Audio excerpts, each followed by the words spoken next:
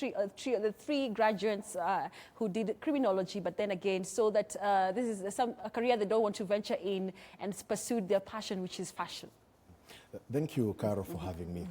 That particular feature was very enlightening, actually, and does not only speak about the three characters or the personnel that we saw there, but then also talks about the story about many Kenyans out there.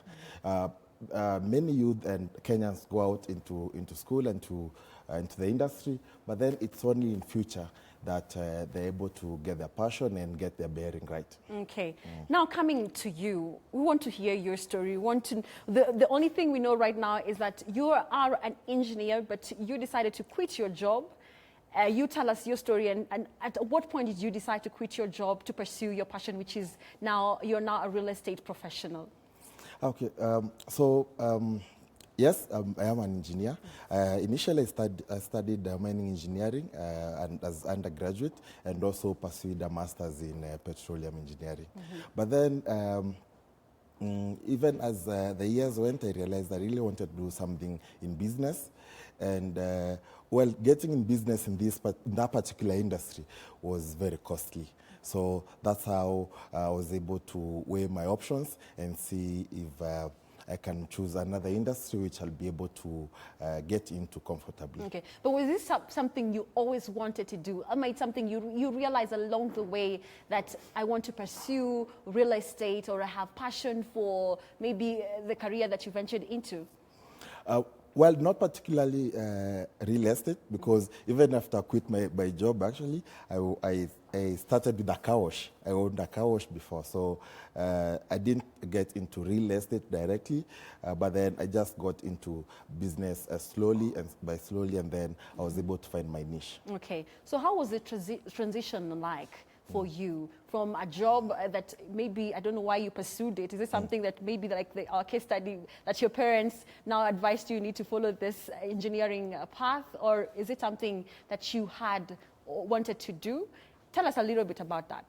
Okay, so engineering is always something I've always wanted to do for as long as I can remember. Even as we were growing up, maybe some of the courses that would make us envy would be being doctors, engineers, being a lawyer. And on my end, being an engineer, I can remember is something I've always wanted to do in life. And I was able to achieve that, all right? But then also business is also something I always wanted to do. How has the journey been like? It's been quite hard. And really. how many years have you been in business? So now, since 2013, I've been in business. The transition was quite slow from employment. It's not something I woke up, then the next day I was in business. It's something I was able to balance a day at a time, until maybe at one point you realize, okay, now maybe what I'm making out there in business is more equal or close to what I'm earning. So now I was able to make the decision to step aside. Okay. From our feedback, when I was sampling one of the things that came out boldly was that you start a side hustle before you even decide to quit your job and follow the passion that you are into. Is this something that you did yourself? Or yeah, yes, that's correct. As we've heard from there, it's always best to just start slow, because you don't expect to start business or to start an entrepreneurship venture and it kicks off the next day. And in most cases, it doesn't. Actually, they say 60% of the chances your business won't work. All right. So even to guys employed out there, I want to tell them, just start slow. See how things are working out, because in between, you're able to change from one venture to another until you find exactly what you want to do. But how did you get your capital? And was it your savings, or was it, since you had said it's not something that you had always wanted to venture into, or even when you started with your car wash business, was it because of the savings that you had where you were in employment? Yes, exactly. Since I was working, maybe I worked for about 5 or so years, and in between I was able to save a little money here and there. And like you said, once you're starting small, means even the money you're starting with, it doesn't have to be huge. All right, you can start with as little as your first day, what you have to sell that day will cost. Okay. And then from there, you're able to know whether you're counting your losses or it's something you want to go ahead with. Okay. Do you think there's some sort of pattern or formula maybe to become a successful entrepreneur? Yeah, yes, there is. And it's not cast on stone. It just basically depends on someone's discipline and passion and dedication. As long as, especially dedication and discipline, as long as you have those, then things will start to fall in place. Okay. What would you say are your top 3 skills that you used as an entrepreneur that made you successful in your path that you pursued?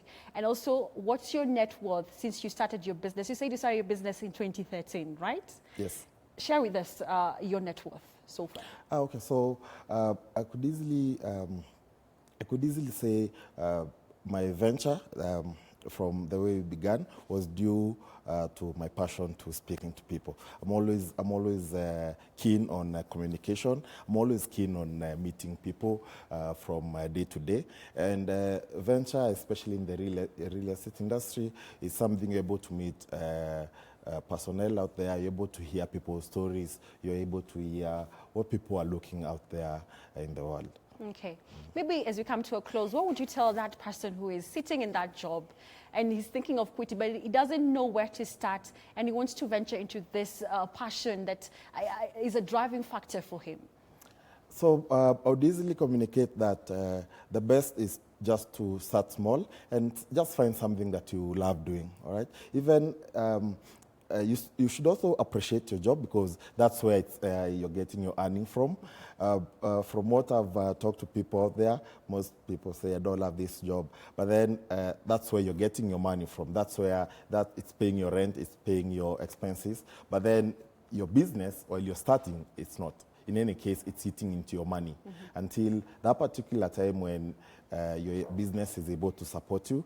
Then in that case, you're able to step aside comfortably and do something else.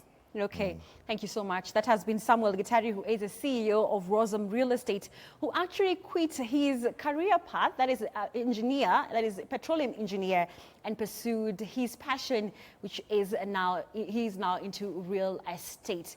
Now, we take a look now at what's happening in the world of sport with Sean Osimbo after this short commercial break.